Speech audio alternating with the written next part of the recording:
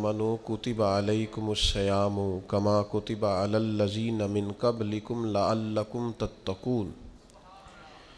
ऐ ईमान वालो, तुम पर रोज़े फ़र्ज़ किए गए और तुमसे पहले लोगों पर भी फ़र्ज़ किए गए।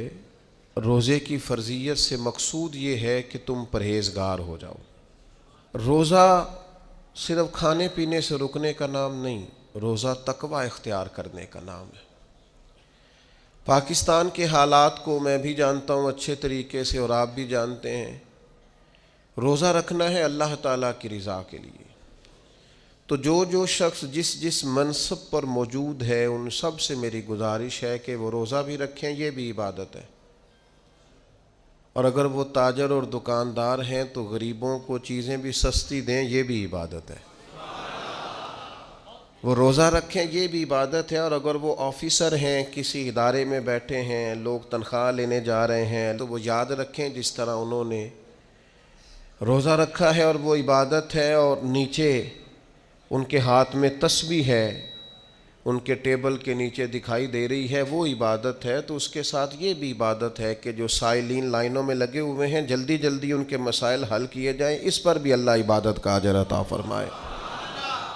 मेरी गुजारिश होगी उन सब लोगों से जो किसी भी इदारे में किसी भी मकाम पर कोई भी खिदमत सर अंजाम दे रहे हैं, वो इस बात को अच्छी तरह अपने दिल में लिख लें कि नबी पाक सल्लल्लाहु ताला अलैहि वसल्लम ने फरमाया, जब तक बंदा अपने भाई की मदद में रहता है अल्लाह ताला भी उसकी मदद करता रहता है।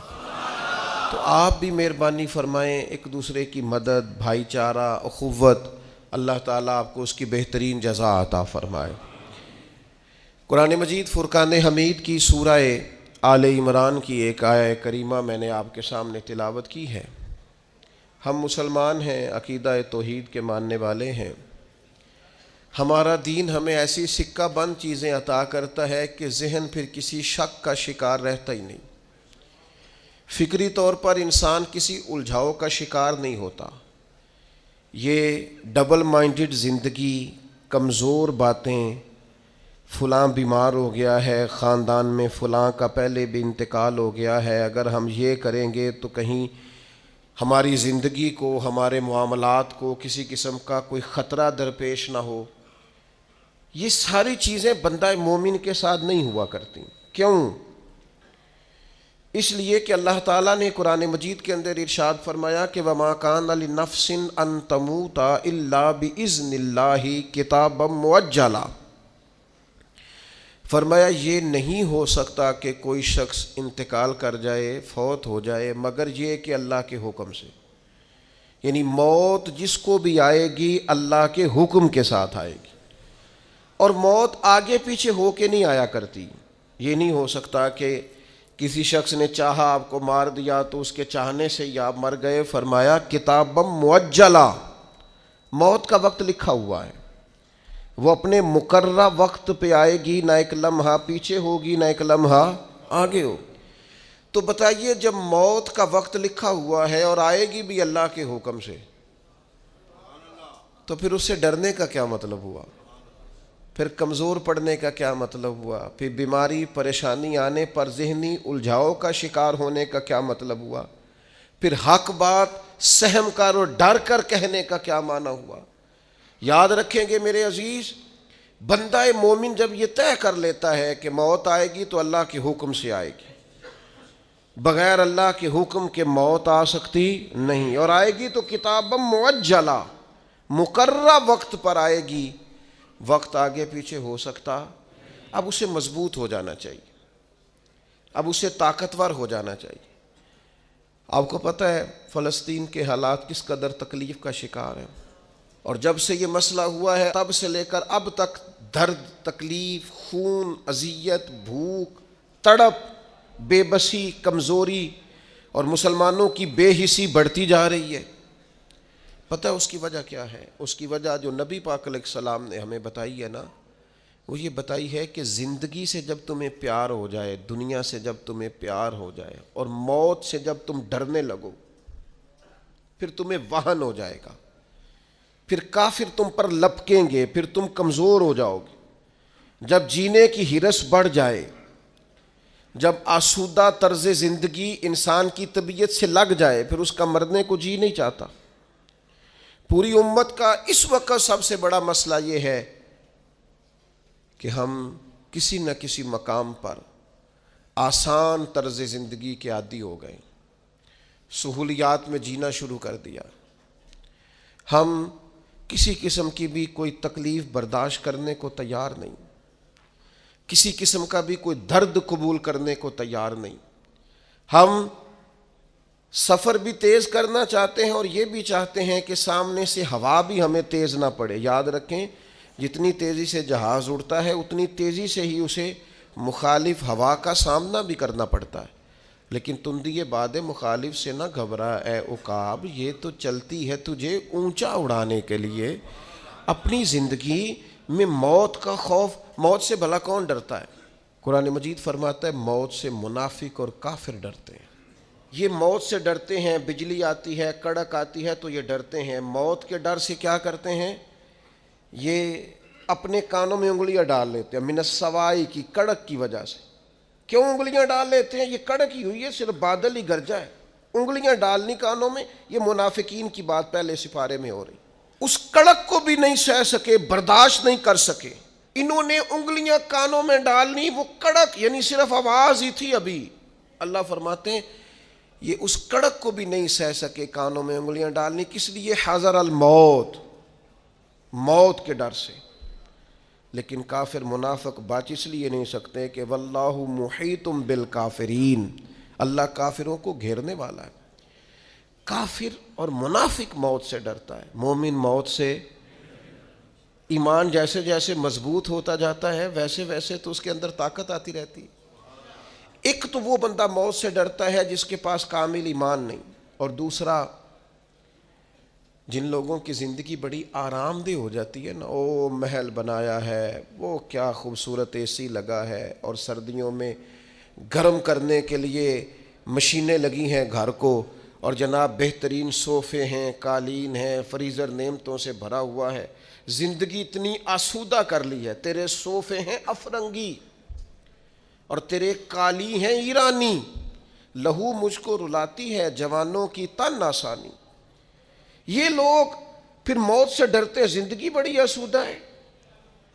یہ اتنا پیسہ جب اتنا مال انسان کما لے اور اتنی آسان زندگی اختیار کر لے پھر کوئی چھوڑ کے مرنے کو جی چاہتا ہے؟ لیکن اگر زندگی ان لوگوں کی طرح ہو جن کا طرز زندگی سادہ ہے، یعنی تھوڑا سا ہے، انہوں نے لمبے چوڑے آسائشیں جمع نہیں کی، ان کے لیے پھر مرنا بھی مشکل نہیں ہوتا۔ تیسرا کون بندہ موت سے ڈرتا ہے؟ جس کو دنیا سے پیار ہو جائے نا، مال و دولت سے عشق ہو جائے، وہ لوگ بڑا ڈرتے ہیں موت سے۔ اتنی مشکل سے مربے بنائے، اتنی مشکل سے بینک بیلنس بنایا، اتنی مشکل سے دنیا جمع کی، اب چھوڑ کے مر جائیں؟ وہ کیسے مریں گے؟ وہ حضرت شاہ فرید الدین عطار رحمۃ اللہ علیہ کہتے ہیں میں تصوف طریقت معرفت کے راستے میں آنے سے پہلے نا عطر بیچتا تھا، عطار عطر فروش کو کہتے ہیں۔ میں عطر بیچتا تھا تو میری دکان پہ ایک بزرگ آئے جو میری توبہ کا سبب بنے۔ بابا جی سیدھے سادے تھے، خوشبو بڑی مہنگی مہنگی، میں نے اس دور کے جو آپ اپنے لفظوں میں سمجھ لیں جو برانڈ تھی نا، زیادہ مہنگی خوشبوئیں تھیں، جو بادشاہ، وزیر، مشیر، مال، اس طرح کی خوشبوئیں میں نے رکھی ہوئی تھی۔ بابا جی آئے تو کبھی ایک شیشی دیکھیں، کبھی دوسری دیکھیں، کبھی تیسری دیکھیں، تو اچھے سیلز مین جو ہوتے ہیں وہ گاہک سے خود بڑھ کے پوچھ لیتے ہیں کیا چاہیے۔ کہتے میں نے آگے بڑھ کے پوچھا بابا جی کیا چاہیے، تو بابا جی کہنے لگے پتر کچھ بھی نہیں۔ تو کہا پھر دیکھ کیا رہے ہیں؟ کہنے لگے دیکھ رہا ہوں تیری جان بڑی مشکل سے نکلے گی۔ تو کہتے میں نے کہا جی وہ کیوں؟ کہنے لگے اتنا مال جمع کیا ہے، جب تم مرنے لگے گا کبھی یہ والی بوتل یاد آئے گی، کبھی یہ والا شو کیس یاد آئے گا، کبھی یہ والا، نہیں سمجھ آئی؟ یعنی کبھی یو بی ایل والا اکاؤنٹ یاد آئے گا، کبھی مسلم کمرشل والا، اب آ گئی یہ سمجھ، کبھی وہ جناب وہ ایچ بی ایل والا یاد آئے گا، تو بڑی مشکل ہو جائے گی، تو کیسے مرے گا؟ تو کہتے ہیں میں دنیا دار تھا، مجھے غصہ آیا، میں نے بڑے تلخ اور طنزیہ لہجے میں کہا میری جان تو مشکل سے نکلے گی تو تیری کیسے نکلے گی؟ کہتے ہیں بابا کہنے لگا بیٹا ادھر آنا باہر۔ میں سین میں آیا، وہ زمین پہ لیٹا، اس نے کلمہ پڑھا اور اس کی روح پرواز کر گئی. میری یوں نکلے گی عرش فرشتے بانگا ملیاں نہیں تے مکے پہ گیا شور. بلے شاہ آسان نہیں ہوں مرنا، یہ تے مر گیا ہی کوئی اور، ایسے نکلے گی میری. کہتے ہیں اس نے کلمہ پڑھا اور وہ پرواز کر گئی. میں نے کفن دفن کا بندوبست کیا، ساری رات میں سوچتا رہا یہ بھی منظر ہوتا ہے دنیا میں، اتنی آسانی سے شخص چلا گیا. فرماتے ہیں بس پھر میں نے بھی صبح خیرات کی، کاروبار کو اتنا کیا جتنی مجھے ضرورت ہے، اور پھر میں نے بھی اپنا زیادہ وقت اپنے رب کی رضا کے لیے گزارنا شروع کیا. عزیز دوستو، دنیاوی مال و متاع کا پیار خوف پیدا کرتا ہے، خوف. اور میں آپ سے عرض کروں، ریاکار بھی بزدل ہوتے ہیں، وہ بھی موت سے ڈرتے ہیں. جو کچھ کیا دکھلاوے کے لیے کیا، اخلاص ہے ہی نہیں. مخلص بندہ کبھی موت سے ڈرتا. چھپا چھپا کے نیکیاں کی ہیں، چھپا چھپا کے قرآن پڑھا ہے، چھپا چھپا کے تلاوتیں کی ہیں، چھپا چھپا کے درود پڑھا ہے، کونوں میں بیٹھ بیٹھ کے نعتیں سن کے حضور کی یاد میں رویا ہے. اس نے کسی کی مدد کی ہے تو اس نے بڑی چھپا چھپا کے کی ہے، نیکیاں مخلصانہ ہے. اس لیے یہ بندہ موت سے نہیں ڈرتا، یہ بہادر ہوتا ہے، طاقتور ہوتا ہے. اس کے مزاج کے اندر کمزوری نہیں ہوتی. اسے پتہ ہوتا ہے کہ میں نے یہاں کے لیے جمع نہیں کیا، میں نے تو وہاں کے لیے جمع کیا ہوا ہے. لہٰذا یہ دوڑتا ہے، یہ ڈرتا نہیں. اور پھر زیادہ لوگ وہ ڈرتے ہیں موت سے جو موت سے نہیں ڈرتے، اپنے اعمال سے ڈرتے ہیں. انہیں پتہ ہوتا ہے دنیا میں تو گناہ چھپے ہوئے ہیں، مر گئے تو کھل جائیں گے. وہ ڈرتے ہیں. جن لوگوں نے اپنے کردار کو باعظمت نہیں کیا ہوتا، باوقار نہیں کیا ہوتا، کردار میں خوبصورتی اور حسن نہیں پیدا کیا ہوتا، وہ لوگ ڈرتے ہیں موت سے. اور جنہوں نے کردار پر توجہ دی ہوتی ہے، عمل میں خوبصورتی ہوتی ہے، ان کو تو پتہ ہوتا ہے کہ ہم نے اپنی زندگی یہاں کے لیے گزاری نہیں، گزاری وہاں کے لیے، اس دیس کے ہمراہی ہے. تو یہ لوگ موت سے ڈرتے. اب میں آپ سے عرض کروں، موت سے پیار بھلا کون کرتا ہے؟ کچھ لوگوں کو موت سے محبت بھی ہو جاتی ہے.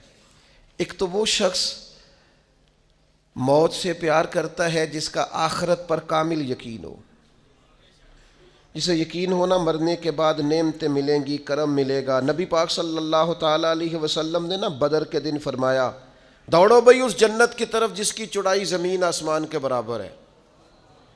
تو حضرت عمیر رضی اللہ تعالیٰ عنہ انصاری صحابی تھے، فرمانے لگے حضور جنت زمین آسمان کے برابر چوڑی ہے. قرآن مجید نے کہا نا، اللہ کی بخشش اور جنت کی طرف دوڑو، جنت زمین آسمان جتنی چوڑی ہے، اور صرف چوڑائی بتائی ہے، لمبائی نہیں بتائی. فرمایا تم نے جو چیز سب سے زیادہ دیکھی ہے وہ زمین آسمان ہے، اتنی جنت صرف چوڑی ہے. اور کسی بھی چیز کی چوڑائی زیادہ نہیں ہوتی، لمبائی زیادہ ہوتی ہے. حضور فرمانے لگے اس جنت کی طرف دوڑو. تو حضرت عمیر انصاری رضی اللہ تعالیٰ عنہ عرض کرنے لگے حضور جنت زمین آسمان کے برابر چوڑی ہے؟ حضور نے فرمایا ہاں. تو حضرت عمیر کہنے لگے واہ واہ واہ واہ واہ، یقین کامل تھا نا کہ جنت ملے گی، آخرت کی نعمتوں پر واہ واہ اتنی چوڑی. تو حضور فرمانے لگے واہ واہ کیوں کر رہے ہو؟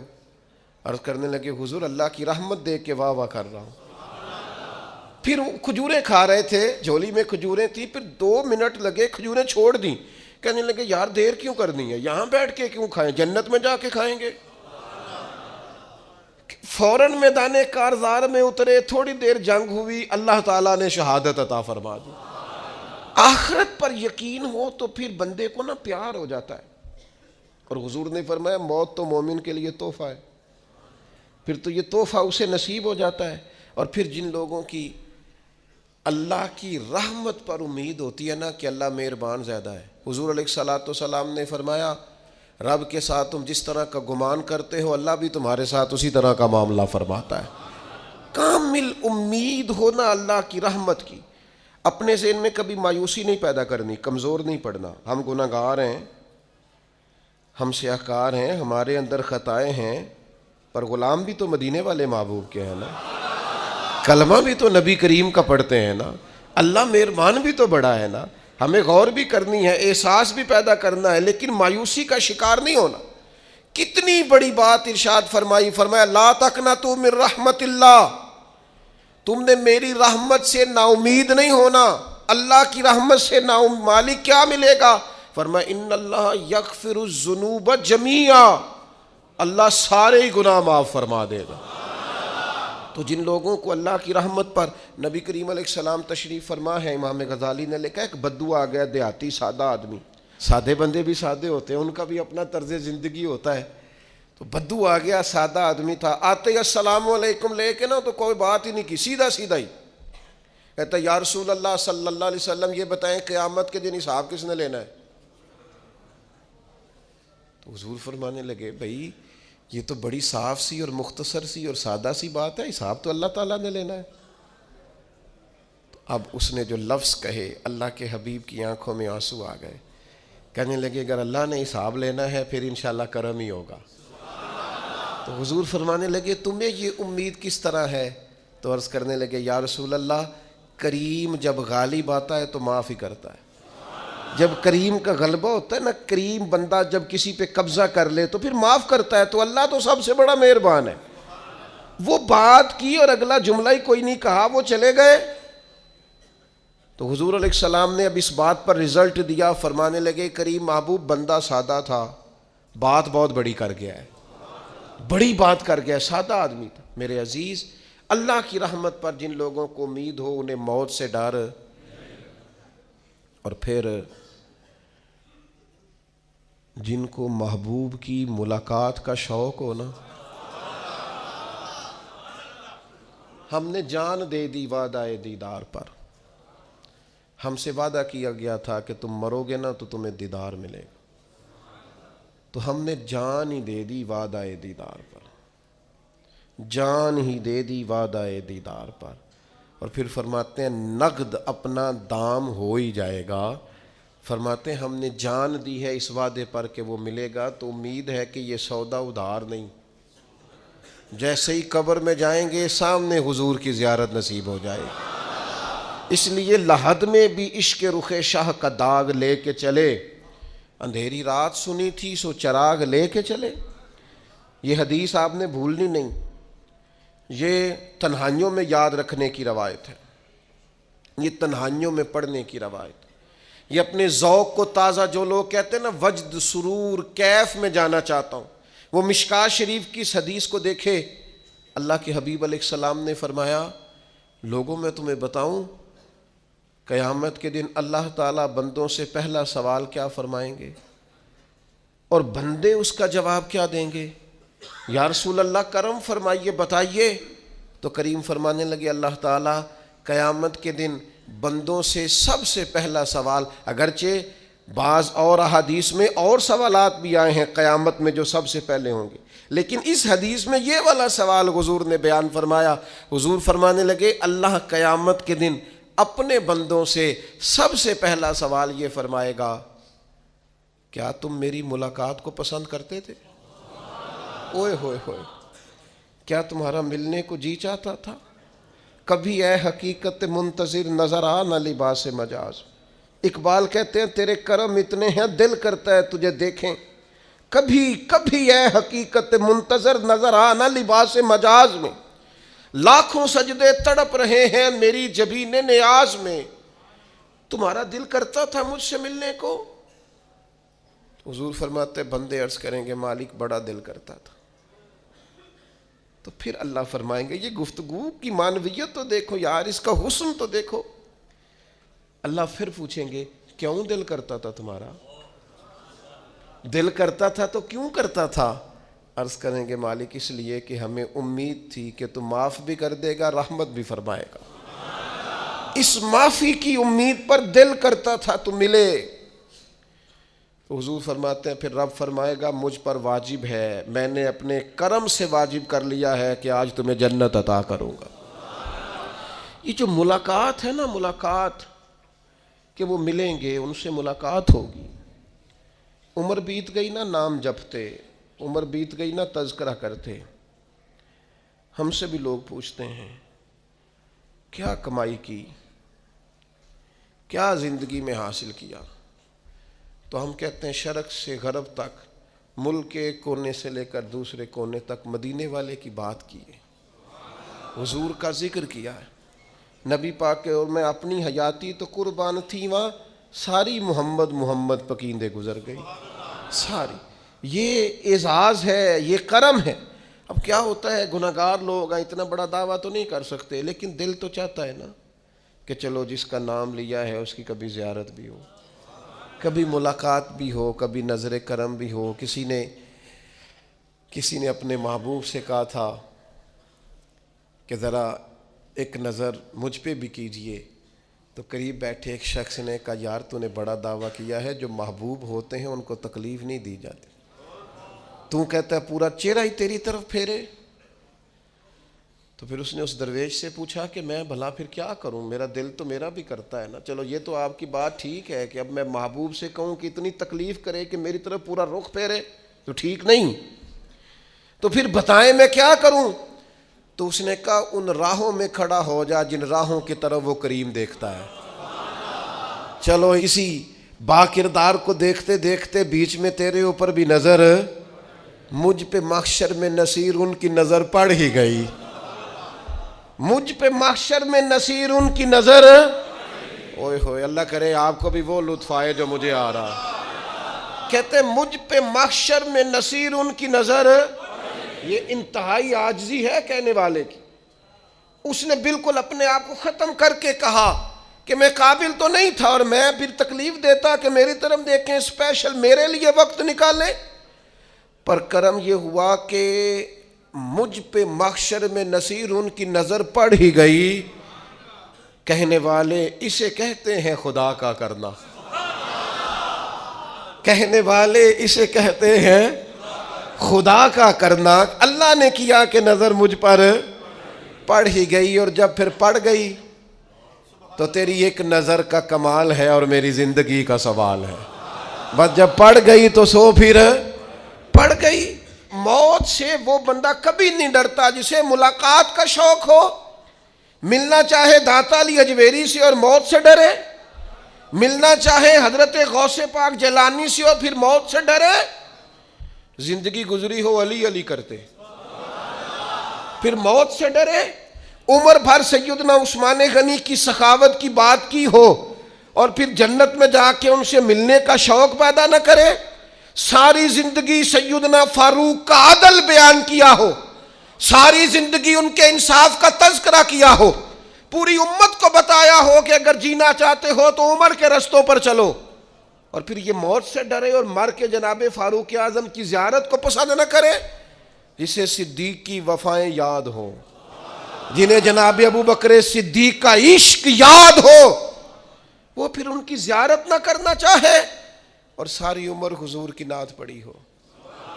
مانا نہیں آتا تھا پھر بھی کہا بلغ العلا بکمالہ کشف الدجا بجمالہ حسنت جمیع خصالہ صلو علیہ والہ سے نہیں ترجمہ آتا تھا، پر جب بھی کو پڑھتا تھا یہ بھی جھومتا تھا مولا یا صلی وسلم دائماً. میں آپ کو بتاتا ہوں توتلا آدمی، توتلا اور دیوانہ مجذوب بیچارہ، سمجھ نہیں، توتلا بولنا بھی ٹھیک نہیں آتا.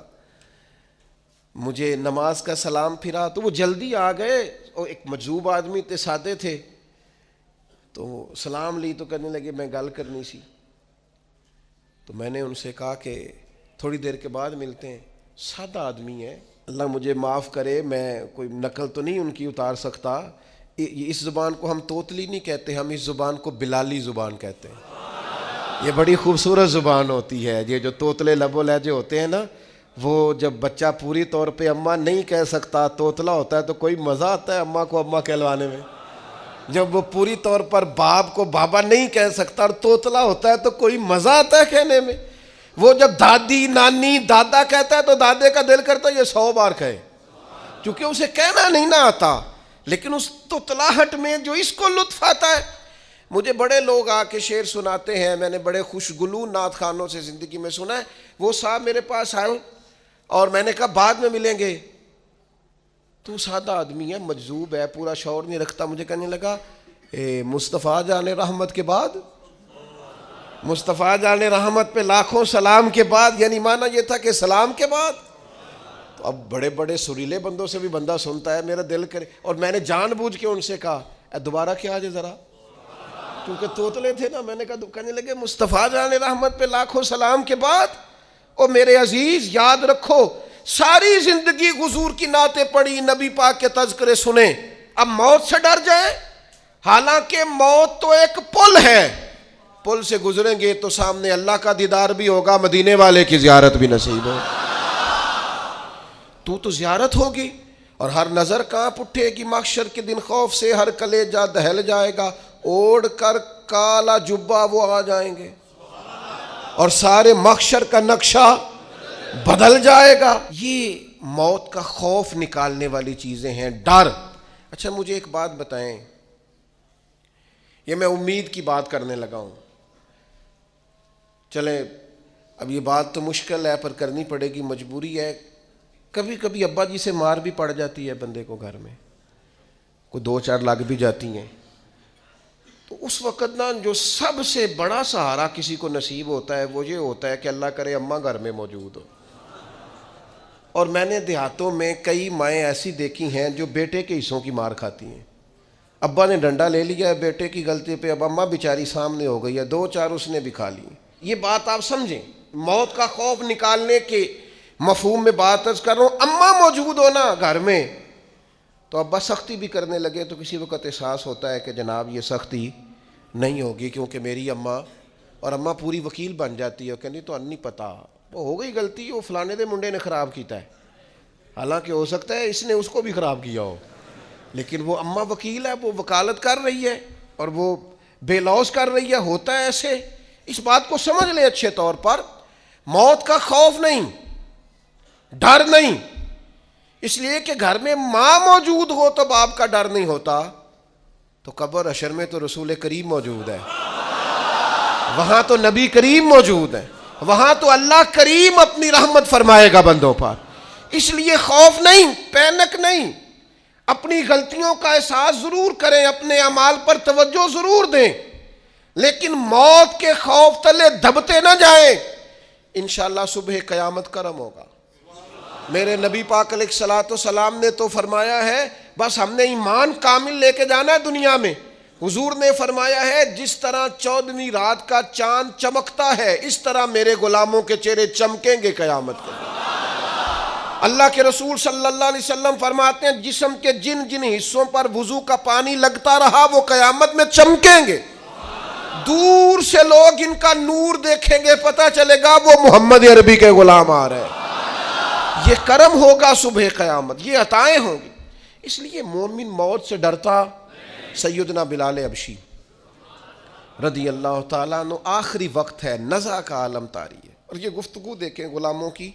آپ کی اہلیہ رو پڑی, کہنے لگی ہائے ہائے افسوس. حضرت بلال فرمانے لگے کیا ہوا؟ کہنے لگی افسوس ہے کہ آپ دنیا سے جا رہے ہیں. تو حضرت بلال نے مضمون ہی بدل دیا, سوچ کا زاویہ ہی بدل دیا. فرمانے لگے یہ افسوس کا مقام نہیں, یہ تو خوشی کا مقام ہے. اس لیے کہ میری آج آنکھیں بند ہوں گی, قبر میں کھلیں گی, مدینے والے محبوب سے بھی ملوں گا, حضور کے غلاموں سے بھی ملوں گا صلی اللہ تعالی علیہ وسلم. تو موت تو مقام مسرت ہے, اور اگر یہ مل جائے زندگی میں. ایک بدو ایمان لے آئے, ابن ماجہ میں موجود ہے. حضرت ابو ہریرہ رضی اللہ تعالیٰ عنہ حدیث کے راوی ہیں, فرماتے ہیں ایک بدو ایمان لائے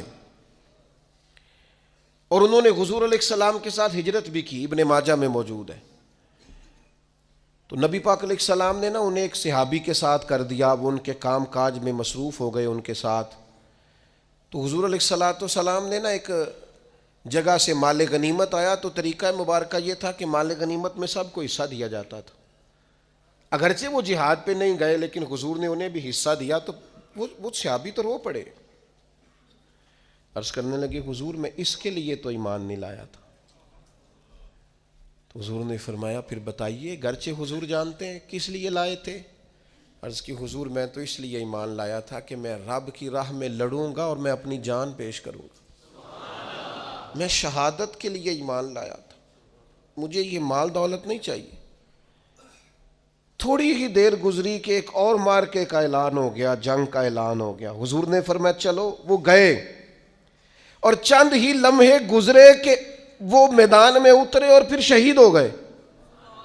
صحابہ کرام ان کی مقدس لاش مبارک کو اٹھا کے محبوب کے قدموں میں لائے تو نبی کریم نے کیا خوبصورت بات ارشاد فرمائی. حضور فرمانے لگے دیکھو اس نے اللہ کی تصدیق کی ہے تو رب نے بھی اس کی تصدیق فرما دی. اور پھر یہ دو جملے محبوب کہتے کہتے اٹھے اور پھر حضور نے اپنا جبہ مبارک اتارا اور اتار کے فرمایا اس بندے کو نہ اس جبے میں کفن دے دو, اس میں اسے کفن دو, اس لیے کہ تو شہادت کے لیے ایمان لایا, موت کی آنکھوں میں آنکھیں ڈال کے جیا, اپنی زندگی کمزور نہ گزاریں. مسلمانوں پہ کافر کا رعب طاری ہو گیا ہے. ایک تو ہوتا ہے نا کہ کوئی مدد کرنا, کوئی آگے بڑھنا, فلسطین کا نام تک نہیں لے رہے حکمران زبان سے, ذکر تک نہیں کر رہے, چینل ذکر نہیں کر رہے. اتنا رعب, اتنا کفر کا خوف, صرف اس لیے کہ ہمیں موت کا ڈر ہے, مر جائیں گے تو بستر پہ نہیں مریں گے, بیماریوں سے نہیں مر جاتے لوگ. خدا کے بندو اپنی زندگی میں اتنا خوف اگر موت کا پیدا کر لو گے. حضرت سعید ابن جبیر رضی اللہ تعالیٰ عنہ بہت بڑے فقیہ تھے. حجاج بن یوسف نے بلایا اور کہنے لگا میں تمہیں موت دینے لگا ہوں, مار دوں گا تمہیں. بڑا ظالم آدمی تھا, بڑے لوگ اس نے قتل کیے تھے. حضرت سعید رضی اللہ تعالیٰ عنہ مسکرا پڑے اور غصے میں آیا, کہنے لگا کیوں ہنستے ہو؟ فرمانے لگے تو بڑا بیوقوف ہے, تجھے کس نے کہا زندگی اور موت تیرے ہاتھ میں, یہ تو تب آئے گی جب میرا رب چاہے گا. کہنے لگا لے جاؤ ان کو اور جا کے قتل کر دو. تو وہ جب جلاد لے جا رہے تھے تو آپ اور کھل کے مسکرائے, ہنسے. یہ آپ کی طاقت ہے کہ موت کو دیکھ کے مسکراہٹ ہو, لبوں پہ تبسم, رقصہ ہو, مسکرائے. جب آپ مسکرا رہے تھے تو اس کو اور غصہ آیا, واپس بلایا. کہنے لگا مسکراتے کیوں ہو؟ فرمانے لگے تیری جرت پہ مسکرا رہا ہوں, اور اس بات پہ مسکرا رہا ہوں کہ رب کتنا بے نیاز ہے, تیرے جیسے لوگوں کو بھی مہلت دے رکھی ہے. کتنا بے نیاز ہے, تیرے جیسے لوگوں کو مہلت دے. اور غصے, کہنے لگا میرے سامنے قتل کرو. حضرت سعید ابن جبیر رضی اللہ تعالیٰ عنہ نے منہ کعبے کی طرف کر کے پڑھنا شروع کیا, انی وجہت وجہی للذی فطر السماوات والارض حنیفا وما انا من المشرکین. آپ یہ پڑھ رہے تھے تو کہنے لگا اس کا منہ کعبے سے پھیر دو. کعبے سے منہ پھیرا تو آپ فرمانے لگے تو بڑا ہی بیوقوف ہے, میرا رب کو صرف کعبے کی طرف مقید ہے, وَلِلَّهِ الْمَشْرِقُ وَالْمَغْرِبُ فَأَيْنَمَا تُوَلُّوا فَثَمَّ وَجْهُ اللَّهِ. چہرہ پھیر دیا جب اس نے تو آپ فرمانے لگے مشرق بھی اللہ کا, مغرب بھی اللہ کا, اور اللہ فرماتا ہے تم جدھر بھی منہ کرو ادھر ہی اللہ کی رحمت ہے. یہ پڑھا تو اب اس نے لٹایا, اور جب وہ آپ کو قتل کر رہا تھا تو حضرت سعید ابن جبیر کی ایک زوردار آواز گونجی. فرمایا یاد رکھنا مجھے اسی طرح قتل کرنا جس طرح تم خود قیامت میں قتل ہونا پسند کرتے ہو. میرا آخرت پر یقین کامل ہے, محشر میں عدالت لگے گی, میں تمہیں قتل کروں گا میں. حضرت سعید ابن جبیر کی وہ جرت تھی کہ دربار سارا لرز گیا حجاج کا. حضرت سعید ابن جبیر رضی اللہ تعالیٰ عنہ کہنے لگے اللہ اسے میرے بعد کسی پر مسلط نہ کرنا, میرا قتل آخری ہو, میرے بعد نہ ہو. ڈر گئے لوگ, سہم گئے. اور وہ جو جلاد آپ کو قتل کر رہا تھا اس کے بھی ہاتھ کانپ رہے تھے. اتنی جرت, موت کا ایک منٹ کے لیے خوف نہیں. حضرت سعید ابن جبیر رضی اللہ تعالیٰ عنہ شہید ہو گئے تو اتنا خون نکلا, اتنا خون نکلا, اتنا خون نکلا, خون بند ہی نہیں ہو رہا. ایک طبیب بیٹھا تھا, ہانپتے کانپتے ڈرے ہوئے سہمے ہوئے. حجاج کہنے لگا اسے اتنا خون؟ تو کہنے لگا بادشاہ میں نے سالوں مریض دیکھے ہیں, اس کو پتہ چل جائے نا مرنے والا ہوں وہ تو اتنا خوف میں آتا ہے پہلے ہی اس کا سارا خون جم جاتا ہے اور سکڑ جاتا ہے اور اس کا خون جل جاتا ہے. یہ جو بندہ تم نے شہید کیا ہے نا اس میں ایک رتی برابر بھی موت کا خوف نہیں تھا. موت کے خوف سے بے نیاز تھا, اتنا خون نکلا. حضرت سعید ابن جبیر شہید ہوئے اسی دن حجاج کے پیٹ میں درد شروع ہوا. صرف 15 دن حجاج بعد میں زندہ رہا ہے, 15 دن, اور ساری رات تڑپتا تھا, کہتا تھا مجھے خواب میں آ کے پیروں سے گھسیٹتے ہیں. حضرت سعید ابن جبیر چلاتا تڑپتا 15 دنوں کے اندر. طبیبوں نے کہا تیرا جو مرض ہے یہ کوئی آسمانی عذاب ہے. میرے عزیز موت سے ڈرے نہیں بلکہ جو ظالم ہوں ان کو ڈرا دیں, یہ مومن کی شان ہے. اپنی زندگی کے اندر سے موت کا خوف نکال دیں. تاکہ زندگی کے جو دن ہیں وہ جیے تو جا سکیں، وہ انسان مضبوطی سے وقت سے گزار سکے۔ حضرت علی شیر خدا رضی اللہ تعالیٰ عنہ نا وہ جیکٹ نہیں پہنتے تھے جنگی، جو کمر پہ پیچھے لوگ پہنتے تھے نا، تلوار کوئی مارے تو زخم نہ ہو۔ تو کسی نے مولا علی شیر خدا رضی اللہ تعالیٰ عنہ سے فرمایا پشت پر آپ وہ جیکٹ نہیں پہنتے لوہے کی؟ آپ فرمانے لگے پشت تو دکھانی نہیں تو کہنے لگے موت سے ڈر نہیں آتا؟ فرمایا بالکل بھی نہیں، اور فرمایا مجھے بالکل ڈر نہیں آتا کہ میں موت پر آ گروں یا موت میرے اوپر جا گرے۔ ہم تو شہادت، حضرت خالد بن ولید رضی اللہ تعالیٰ عنہ ایک دن نوجوانوں کو خطاب کرتے کرتے کہنے لگے موت سے کبھی نہ ڈرنا، میں نے ساری زندگی جنگوں میں گزاری ہے، میرے وجود پر ایک ذرہ بھی جسم کا حصہ ایسا نہیں جس پر زخم نہ ہو۔ اور جو کہتے کہتے رو پڑے، فرمانے لگے یہ بات کرتے کرتے رو پڑے، فرمانے لگے دیکھ لو زندگی ساری میدانوں میں گزاری ہے، لیکن شہادت اللہ تعالیٰ نے میرے لیے وہاں نہیں لکھی تھی، یہاں اللہ تعالیٰ نے اپنی رحمت کے لیے موت میرے لیے لکھی تھی۔ تو یہ تو اللہ کا کرم ہے۔ قریب ایک بزرگ صحابی اور بیٹھے تھے، فرمانے لگے آپ کی نیت شہادت کی تھی، انشاءاللہ آپ قیامت میں شہیدوں میں ہی کھڑے کیے جائیں گے۔ تو میرے عزیز خوف نہیں موت کا۔ آخر میں 2-3 گزارشات عرض کرنی ہے۔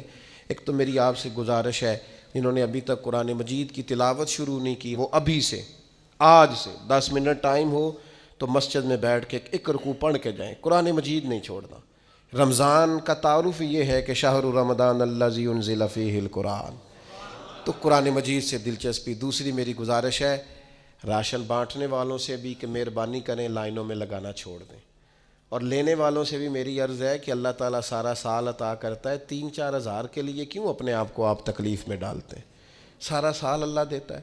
اور پھر میری آپ سے یہ بھی اپیل ہوگی کہ طبیعتوں میں حلم پیدا کریں، بردباری پیدا کریں، یہ بڑی ضروری چیز ہے۔ مثبت سوچیں لائیں، روزہ ہماری تربیت کرتا ہے۔ اور پھر آپ سے یہ بھی اپیل کروں گا رمضان شریف کی مقدس گھڑیوں میں صرف اپنے لیے نہیں سوچیں، امت کے لیے سوچیں، بالخصوص فلسطین کے مسلمانوں کے لیے کم از کم دعا مومن کا ہتھیار ہے، وہ تو جم کے کریں اللہ کے حضور۔